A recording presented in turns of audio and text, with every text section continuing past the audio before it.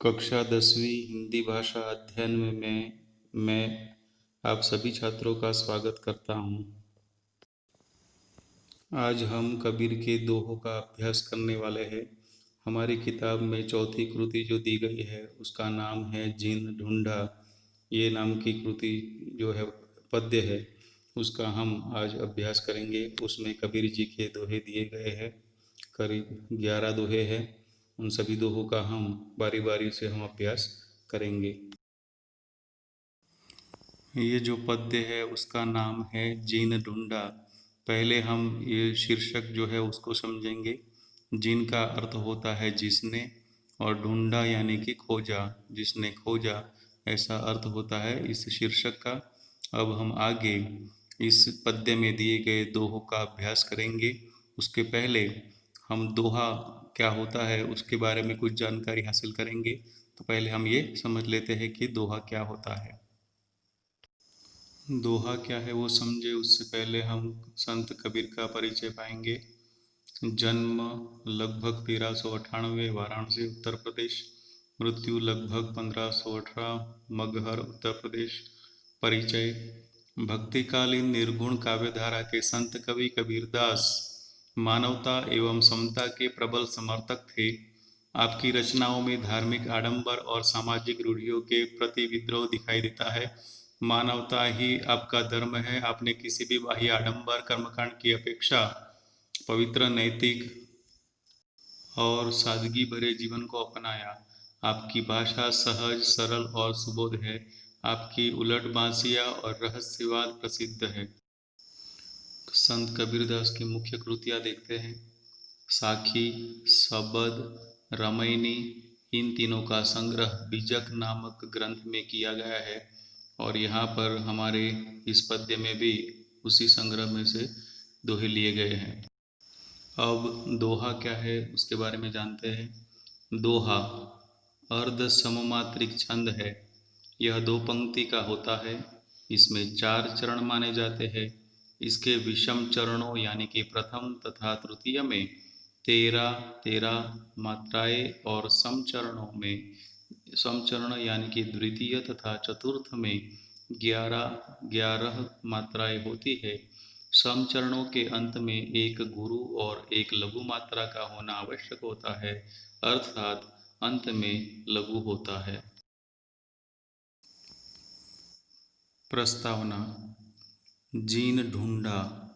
इस दोहे में संत कवि जी ने बड़प्पन का लाभ, गुरु और शिष्य की मनोवृत्ति, संगत का फल, अच्छा व्यवहार, परोपकार, साहस, सहानुभूति, जीव व आत्मा परमात्मा के बारे में अपने विचार व्यक्त किए हैं। संत कबीर के इन नीतिपरक दोहों से जीवन जीने की कला और जीवन को समृद्ध करने की सीख मिलती है। संत कबीर ने प्रकृति के विविध तत्वों के माध्यमों से हमें जीवन जीने की कला सिखाई है। आपको पहला चित्र नज़र आ रहा होगा। जी हाँ, ये खजूर का पेड़ है। आप देख सकते हो कि कितना ऊंचा है, कितना लंबा है, आप देख सकते हैं, लेकिन उसकी छाया नज़र नहीं आ रही है। और साथ में आप उसके फल भी देख सकते हैं, वो भी कितने ऊपर ऊंचे लगे हुए हैं। तो ये खजूर के पेड़ का उदाहरण लेकर उन्होंने पहला दोहा जो है वो हमारे आगे प्रस्तुत किया है। और उस दोहे से हमें क्या सीख मिलती है हम देखते हैं। तो छात्रों, शुरुआत करते हैं पहले दोहे से।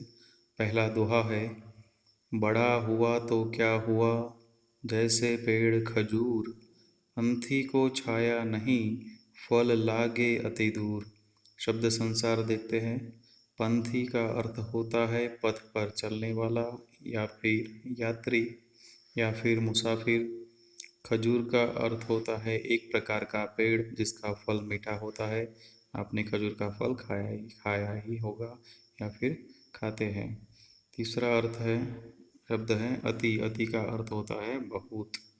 देखते हैं इस दोहे में उन्होंने क्या बोला कि संत कबीरदास जी कहते हैं कि खजूर का पेड़ बहुत बड़ा होने पर भी उसका कोई फायदा नहीं है, क्योंकि रास्ते से आने जाने वाले यात्रियों को उसकी छाया का लाभ नहीं होता है और उसके फल भी बहुत ऊंचे होते हैं। उसे तोड़ना मुश्किल हो जाता है। इसी कारण राहगीर को उस पेड़ के फलों का आस्वाद भी नहीं मिलता और ना ही छांव मिलती है।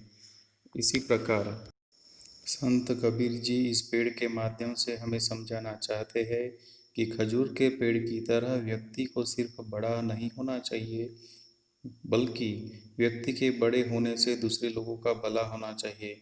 तो ही व्यक्ति सही मायने में बड़ा होता है। केवल पैसे से, धन दौलत से इंसान बड़ा नहीं कहलाता है, लेकिन यदि वो किसी के जीवन में किसी भी प्रकार से उपयोगी होता है, किसी की सहायता करता है, तब जाकर ही वो बड़ा बनता है।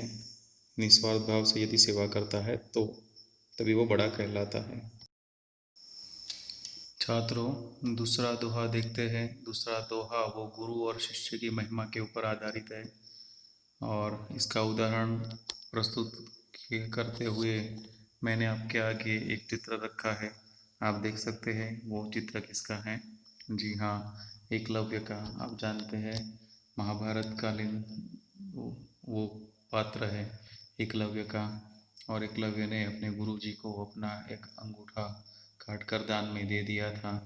वो आप बखूबी जानते हैं। तो गुरु और शिष्य की महिमा प्रस्तुत करता हुआ दूसरा दोहा हम देखेंगे कि दूसरे दोहे में संत कबीरदास जी हमें क्या सीख देते हैं। तो हम उसकी शुरुआत करते हैं। दूसरा दोहा है, उसमें लिखा है कि शीश को ऐसा चाहिए गुरु को सब कुछ दे, गुरु को ऐसा चाहिए शीश से कुछ नहीं ले। शीश का अर्थ होता है शिष्य, दे का अर्थ होता है देना और ले का अर्थ होना है लेना।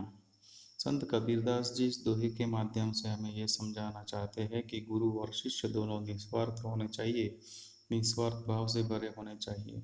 संत कबीरदास जी कहते हैं कि गुरु शिष्य का आपसी रिश्ता पवित्र होना चाहिए। इसलिए शिष्य ऐसा होना चाहिए कि वह गुरु के लिए अपना सर्वस्व अर्पण कर सके और गुरु भी ऐसे स्वभाव वाले होने चाहिए कि वह अपने शिष्य से कुछ भी न लेने की भावना रखते हो। यहाँ संत कबीर यह कहना चाहते हैं कि जैसा शिष्य हो वैसे गुरु को भी होना चाहिए। चलिए छात्रों, हम आगे तीसरा दोहा देखते हैं। आपको नजर आ रहा है इत्र यानी कि परफ्यूम। इत्र और एक इत्र विक्रेता के माध्यम से उसका उदाहरण लेकर संत कबीरदास जी हमें तीसरे दोहे में क्या समझ देते हैं वो हम देखते हैं, पढ़ते हैं, समझते हैं। तो तीसरे दोहे की शुरुआत करते हैं। तीसरे दोहे में संत कबीरदास जी कहते हैं कि कबीरा संगत साधु की जो गंधी की बास, जो कुछ गंधी दे नहीं तो भी बास सुबास। शब्द संसार देखते हैं।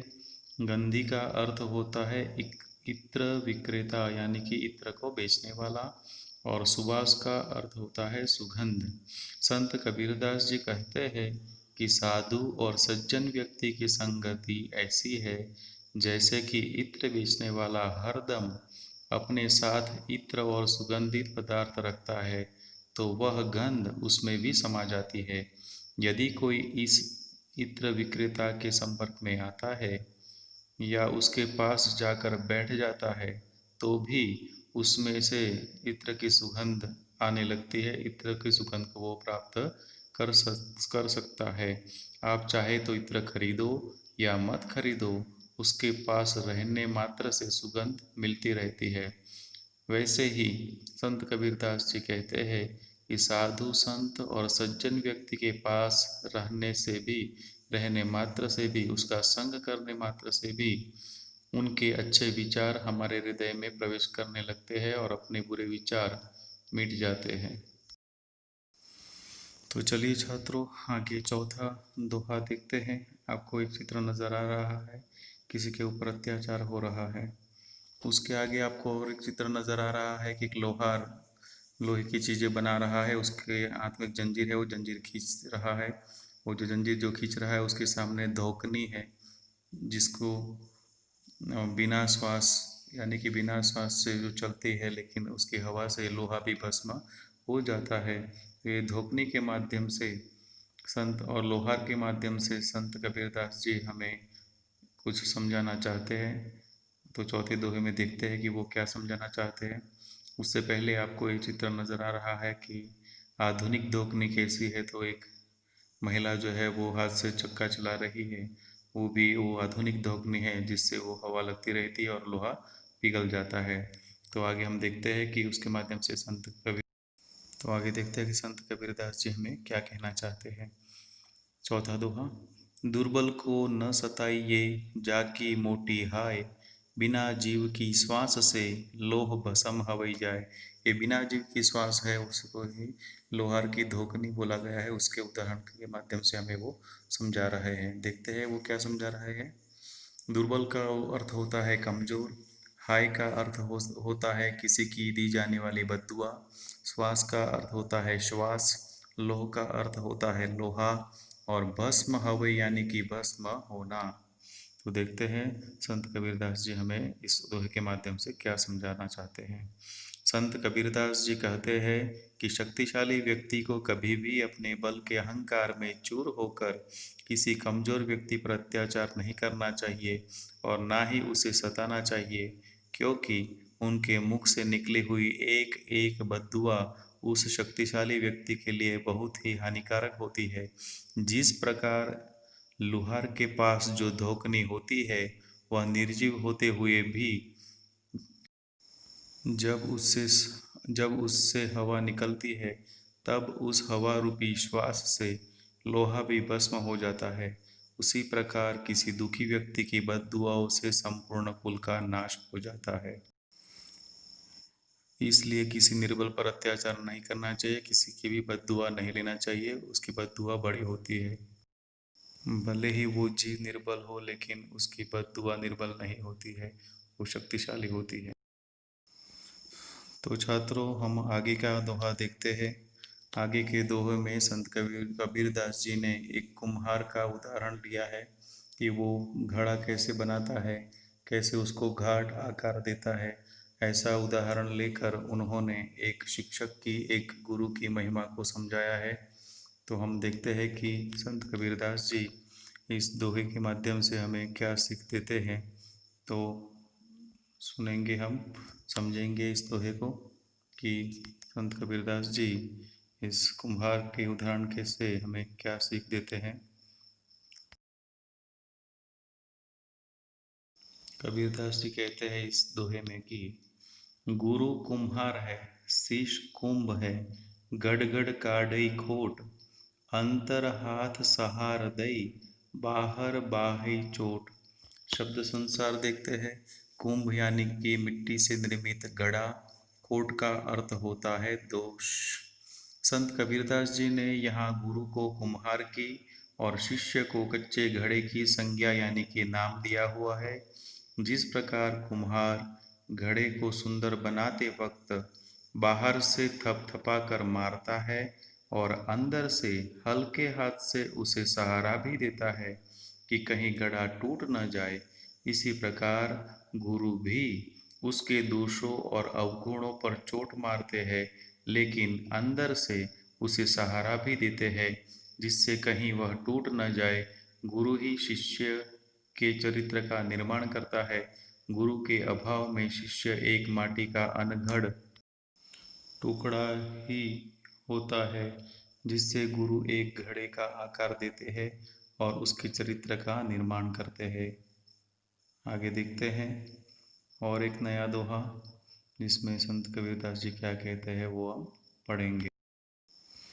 इस दोहे में संत कबीरदास जी कहते हैं कि जाको राखई साइया, मारी न सकई कोई, बाल न बांका करी सकई, जो जग बैरी होय। जाको यानी कि जिसकी, राखई यानी कि रक्षा, बांका यानी कि टेढ़ा, बैरी यानी कि शत्रु दुश्मन अरि, और साइया यानी कि ईश्वर। संत कबीरदास जी कहते हैं कि जिस प्रकार सर्वशक्तिमान ईश्वर परमात्मा भगवान की कृपा होती है, जिसकी रक्षा स्वयं ईश्वर परमात्मा करते हैं या फिर करना चाहते हैं, उसे कोई भी नहीं मार सकता, कोई हरा नहीं सकता, कोई उसको झुका नहीं सकता। भले ही संपूर्ण दुनिया उसकी दुश्मन हो जाए तो भी उसे इस दुनिया की कोई भी शक्ति चोट नहीं पहुंचा सकती है। कोई भी उसका जरा सा भी बाल बांका नहीं कर सकता, कोई भी उसका जरा भी बुरा नहीं कर सकता। जिसके सर पर ईश्वर परमात्मा स्वयं भगवान का हाथ होता है, उसकी कृपा होती है, उसका कोई लाख चाहे बुरा सोचे लेकिन फिर भी कोई उसका जरा सा भी बुरा नहीं कर पाता है। एक और नए दोहे का हम अभ्यास करते हैं। कभी कभी कबीरदास जी कहते हैं कि नैनो अंतर आव तू नैन जोपी तो ही लेव, नामय देखो और को ना तो ही देखन देव। शब्द संसार देखते हैं। नैनो का अर्थ होता है नयन, आँख, नेत्र, चक्षु। अंतर का अर्थ होता है भीतर। आव का अर्थ होता है आना। और नयन जापी यानी का अर्थ होता है नयन बंद कर लेना। संत कबीरदास जी कहते हैं कि हे प्रभु, हे ईश्वर, हे परमात्मा, तुम मेरे इन दो नेत्रों की राह से मेरे भीतर मेरे दिल में आकर बस जाओ और फिर मैं तुम्हें अपने इन नेत्रों में बंद कर लूंगा। ऐसा करके न तो मैं किसी दूसरे को देखूंगा और न ही किसी और को तुम्हें देखने दूंगा। संत कबीरदास जी यहाँ प्रभु परमात्मा को अपने दिल में अपनी सुंदरता का एहसास कराना चाहते हैं, अपनी भक्ति से यह जताना चाहते हैं, बताना चाहते हैं कि हे प्रभु, कि प्रभु को पाने की इनकी कितनी प्रबल इच्छा है। इसीलिए संत कबीरदास जी ईश्वर के दर्शन की प्रतीक्षा कर रहे हैं और भगवान को ये प्रार्थना करते हैं कि आप मेरी आंखों में आकर बस जाइए। मैं आपको अपनी आंखों से ओझल नहीं होने दूंगा, बाहर नहीं निकलने दूंगा। मैं आपको किसी और को कोई आपको देख ले वो भी मैं सहन नहीं कर पाऊंगा। छात्रों, एक और दोहा लिखते हम सब मिलकर। लिखते हैं कवि की, लाली मेरे लाल की जित देखो तित लाल, लाली देखन मैं गई मैं भी हो गई लाल। पहले शब्द संसार देख लेते हैं। लाली का अर्थ होता है ईश्वर की महिमा, परमात्मा की महिमा, भगवान की महिमा। लाल का अर्थ होता है स्वयं ईश्वर परमात्मा भगवान। जीत का अर्थ होता है जिधर और देखन का अर्थ होता है देखना। संत कबीरदास जी अपने ईश्वर की, अपने परमात्मा की अद्भुत महिमा का जिक्र करते हुए वह कहते हैं कि यह संपूर्ण संसार मेरे ईश्वर, मेरे परमात्मा का ही है। मेरे ईश्वर की मैं पूजा करता हूँ और जिधर भी देखता हूँ उधर मेरे लाल ही लाल नजर आते हैं। एक छोटे से छोटे कण में भी, एक सूक्ष्म रूप से सूक्ष्म जीवों में भी मेरे प्रभु का वास है, मेरे परमात्मा का वास है। उस जीव को देखने पर मुझे मेरे लाल ही लाल के, मेरे भगवान के, मेरे परमात्मा के दर्शन होते हैं और नजर आते हैं। जब मैं मेरे ईश्वर के इस अद्भुत महिमा को देखता हूँ तब मैं भी उसमें घुल मिल जाता हूँ, बस उनकी महिमा में लीन हो जाता हूँ। एक और दोहा मुझे याद आ रहा है कि कबीरा कुआ एक है पनिहारी अनेक, बर्तन सब न्यारे पड़े पानी सबद में एक। आगे हम देखते हैं एक और दोहा कि पहले तो आप छात्रों देख लीजिए कि आपके स्क्रीन के ऊपर एक चित्र नज़र आ रहा है आपको। ये चित्र हिरन का है और मृग का है। वो कोई सामान्य मृग नहीं है, ये कस्तूरी मृग है जिसके नाभि में कस्तूरी एक सुगंधित पदार्थ पैदा होता है। तो इसके माध्यम से संत कबीरदास जी ने हमें क्या सीख दी है वो हम अगले दोहे में देखते हैं। कस्तूरी कुंडल बसई मृग ढूंढे बन माही, ऐसे घट में पीव है दुनिया जाने नाही। शब्द संसार देखते हैं। कस्तूरी यानी कि ऐसी सुगंध जो हिरन की नाभि से उत्पन्न होती है। कुंडल का अर्थ होता है नाभि, मृग का अर्थ होता है हिरन, पीव का अर्थ होता है ईश्वर और घट का अर्थ होता है देह। यहाँ संत कबीरदास जी समझाना चाहते हैं कि अज्ञानता का वर्णन करते हुए वो कहते हैं कि मनुष्य में इस प्रकार अज्ञान छिपा हुआ है कि उसे खुद को पता ही नहीं है कि स्वयं के अंदर ईश्वर का वास है और उसे ढूंढने के लिए बाहर यहाँ वहाँ चारों ओर घूमते भटकते दिखाई देता है। कबीरदास जी कहते हैं कि ईश्वर तो तेरे अंदर ही है। कबीरदास जी कहते हैं कि जिस प्रकार एक कस्तूरी की सुगंध जो हिरण की नाभि में वास करती है, परंतु उस हिरण को इस बात का पता नहीं होता है और वह उस सुगंध को वन में जगह जगह ढूंढता फिरता है कि यह खुशबू कहाँ से आ रही है। इस खोज में वह वन वन भटकते भटकते मर जाता है, मगर उस कस्तूरी की सुगंध को नहीं ढूंढ पाता। कुछ कुछ इसी प्रकार ईश्वर का वास भी प्रत्येक मनुष्य में, प्रत्येक जीव के भीतर ही है। जीव के अंदर ही वो परमात्मा बसा हुआ है, लेकिन वो पूरे जीवन भर वो व्यक्ति जो है वो बाहर ही बाहर उसकी खोज करता रहता है, पूरी दुनिया भर में उसकी खोज करता रहता है, लेकिन फिर भी उसको उस परमात्मा की प्राप्ति नहीं हो पाती है, क्योंकि परमात्मा उस व्यक्ति के भीतर ही है, उसके अंदर ही मौजूद है। बाहर ढूंढने मात्र से वो उस ऐसे प्रयासों से उसको वो प्राप्त नहीं होता है। इसलिए कस्तूरी मृग मृग के उदाहरण के माध्यम से संत कबीरदास जी कहना चाहते हैं कि भगवान तेरे अंदर ही मौजूद है, तेरे अंदर ही बसा हुआ है, तू बाहर ना सही तू उसे अंदर ढूंढ, अपने हृदय में ढूंढ। आगे का दोहा देखते हैं छात्रों। आपको एक चित्र नजर आ रहा है, पता चल रहा है किसका है? जी हाँ, गोताखोर, दरिया के अंदर डुबकी लगाकर मोती निकालने वाला। इस गोताखोर के उदाहरण के माध्यम से संत कबीरदास जी हमें क्या समझाना चाहते हैं, आगे के दोहे में वो हम देखते हैं, समझते हैं। तो चलिए आगे एक और दोहा का देखते हैं, उसका अभ्यास करते हैं। चलिए छात्रों एक और दोहा समझते हैं। जीन ढूंढा तीन पाइया, गहरे पानी पैठ, जो बौरा डूबन डरा रहा किनारे बैठ। शब्द संसार को देखते हैं। जिन का अर्थ होता है जिसने, पैठ का अर्थ होता है किसी स्थान पर पहुंचने की क्षमता, बौरा यानी कि पागल बावला। देखते हैं। जिन ढूंढा तीन पाइया, जिसने ढूंढा उसने पाया है गहरे पानी के अंदर पैठ यानी कि उतर कर, और जो बोरा यानी कि पागल डूबने से डर गया, वो वो रहा किनारे बैठ, वो किनारे पर बैठा रह जाता है, वो कुछ भी प्राप्त नहीं कर पाता है। तो संत कबीरदास जी कहते हैं कि मनुष्य के जीवन में साहस का होना बहुत आवश्यक है। यदि कोई मनुष्य अपने जीवन में अनमोल रत्न पाने की इच्छा रखता है, तो उसे गोताखोर की तरह गहरे पानी में उतरना ही पड़ेगा, तो ही वह कुछ न कुछ जरूर लेकर आएगा। लेकिन कुछ पागल लोग ऐसे भी होते हैं जो डूबने के भय से किनारे पर ही बैठे रह जाते हैं, और ऐसे व्यक्ति अपने जीवन में कुछ नहीं कर पाते हैं। यहाँ कबीरदास जी कहना चाहते हैं कि जो मनुष्य प्रयत्न करते हैं वो कुछ न कुछ पा ही लेते हैं। इसलिए संत कबीरदास जी कहते हैं कि जीवन में कुछ पाना है तो हिम्मत रख के आगे बढ़ना होगा।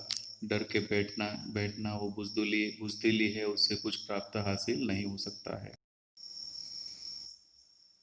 इस पद्य का आखिरी दोहा पढ़ते हैं छात्रों, समझते हैं। जो तो को काटा बुवई, ताही बोऊ तू फूल, ते ही फूल को फूल है, बाको है त्रिशूल। शब्द संसार देखते हैं। तो को यानी कि तुम्हारे लिए, बुवई यानी कि बोना, और त्रिशूल यानी कि त्रिशूल। संत कबीरदास जी इस दोहे के माध्यम से समझाना चाहते हैं कि जो तुम्हारे राहों में कांटे बोए तो भी तुम्हें उसके लिए फूल बोने चाहिए। इससे तुम्हारे बोए हुए फूलों से तुम्हारा आंगन महक उठेगा, परंतु उस व्यक्ति को कांटों के बदले में त्रिशूल का कष्ट मिलेगा और उससे उसका जीवन यातनाओं से भर जाएगा। भले कोई चाहे हमारे रास्तों में चाहे कितने भी कांटे डाले, कितनी भी चाहे विघ्न पैदा करे, लेकिन हमें कभी किसी और के बारे में कभी बुरा नहीं सोचना चाहिए। हमें हरदम किसी के बारे में अच्छा ही सोचते रहना चाहिए, किसी का भला करते रहना चाहिए। कबीरदास जी यहाँ कहना चाहते हैं कि जो व्यक्ति तुम्हारे जीवन में परेशानी या मुसीबतें खड़ी करेगा, तो भी आप उसके साथ अच्छा व्यवहार कीजिए, क्योंकि वो बुरा है, आप बुरे नहीं हैं। इससे तुम्हारी मन बुद्धि शांत रहेगी और उसने आपके साथ जो भी बुरा व्यवहार किया है उसका फल तो उसे जरूर मिलेगा। हर एक व्यक्ति को अपने जीवन में दूसरों का भला ही करना चाहिए, तभी हमारा जीवन सुखमय हो सकता है। हमें कभी भी किसी का बुरा नहीं करना चाहिए, किसी का बुरा सोचना भी नहीं चाहिए। भले कोई चाहे लाख बुरा हमारा करना चाहे, फिर भी हमें उसे फूल देने चाहिए, उसके जीवन में सुगंध, उसके उसके जीवन को सुगंधित करने की चाह हमारे अंदर भीतर रखनी चाहिए। भले चाहे कोई हमारा लाख बुरा चाहे, लेकिन हमें कभी भी किसी का बुरा नहीं करना चाहिए। भले ही कोई हमें काटे दे, लेकिन हमें उसको फूल देना चाहिए। तो छात्रों, ये था आपका पहली इकाई का चौथा काव्य जिन ढूंढा। इसकी समझ हम सब लोगों ने पाई। धन्यवाद।